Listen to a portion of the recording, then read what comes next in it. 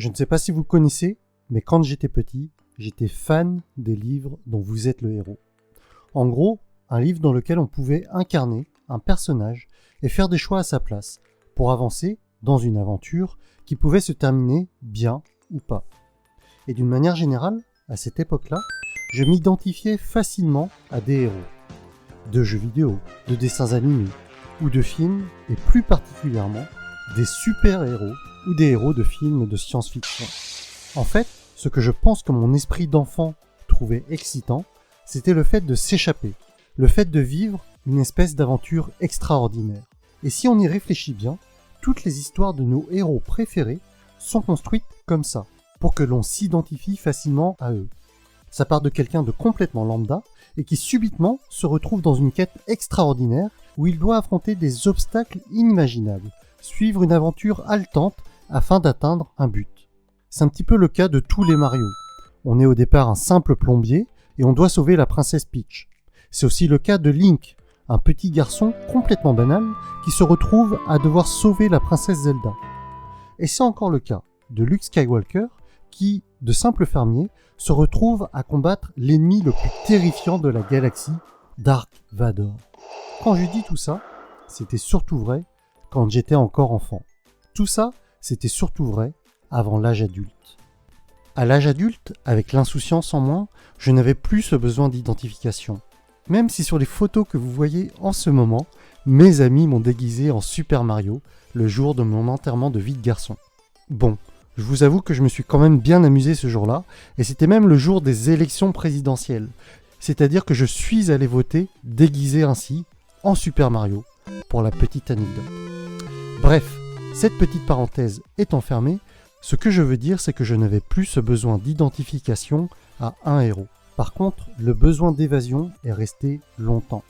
En effet, le début de ma carrière professionnelle a été l'aboutissement de mes choix, certes, mais surtout des choix influencés par mon entourage, des choix inculqués par ma culture et mes origines asiatiques.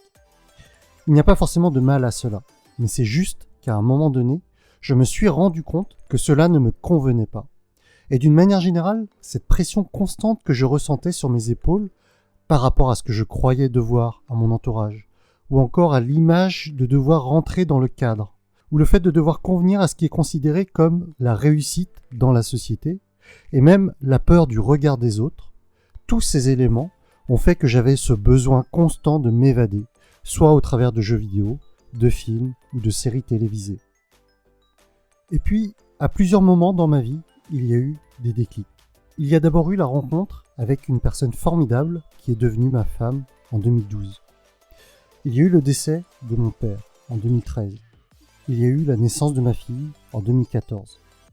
Et puis il y a eu, comme ce qui pourrait être considéré comme le plus anecdotique, mais qui m'a profondément marqué, une opération des yeux en 2016 pour être corrigé de ma myopie. Suite à cette opération, mon ophtalmo de l'époque m'a tout simplement dit que pour cicatriser au plus vite, il fallait que je ferme les yeux le plus longtemps possible. Si bien que cette opération s'est soldée par 3 jours de méditation intense. Ces 4 événements, et surtout ces 3 jours de méditation, je les considère comme des révélations, comme des déclics. Bon, je vous la fais courte, mais grosso modo, j'ai vraiment compris à quel point la vie pouvait être exceptionnelle, mais aussi que notre vie était courte et que notre nombre d'années sur Terre était compté. Et que si celle-ci était si limitée dans le temps, nous avons le devoir de l'honorer dignement. Et finalement, tous ces héros auxquels je m'identifiais plus jeune, tous ces héros qui vivent des aventures extraordinaires dans des films ou dans des histoires, eh bien j'ai fini par comprendre que je n'avais rien à leur envier, que finalement ma vie pouvait être exceptionnelle également, si je la considérais comme telle. Et c'est juste ça la différence. C'est juste la façon dont on considère les choses, la façon dont on les apprécie qui font qu'on peut les vivre différemment. En considérant chaque moment comme un cadeau, chaque épreuve comme une occasion de grandir, eh bien la vie prend une toute nouvelle dimension, prend une toute nouvelle saveur.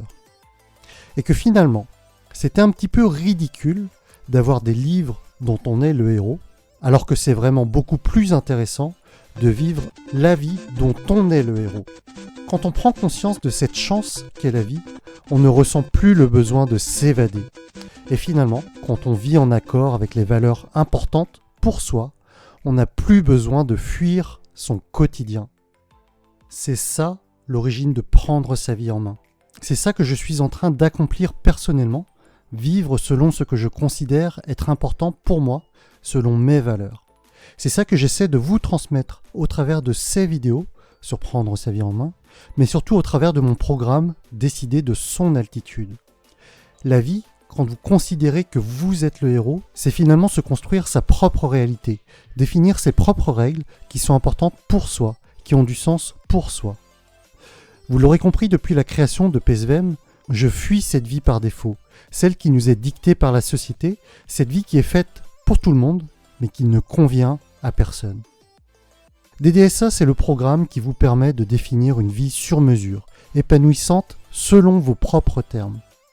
Si cette vidéo a du sens pour vous, si ce message vous parle, si vous voulez vivre la vie dont vous êtes le héros, eh bien je vous invite à cliquer sur le bouton en haut à droite pour découvrir mon programme ou bien sur l'URL que je vous indiquerai dans la description de cette vidéo. Si vous connaissez quelqu'un qui pourrait être inspiré par ce message, je vous invite à partager cette vidéo. Je vous remercie infiniment pour l'attention que vous avez portée à mes propos et je vous dis à très bientôt pour une nouvelle vidéo. Salut!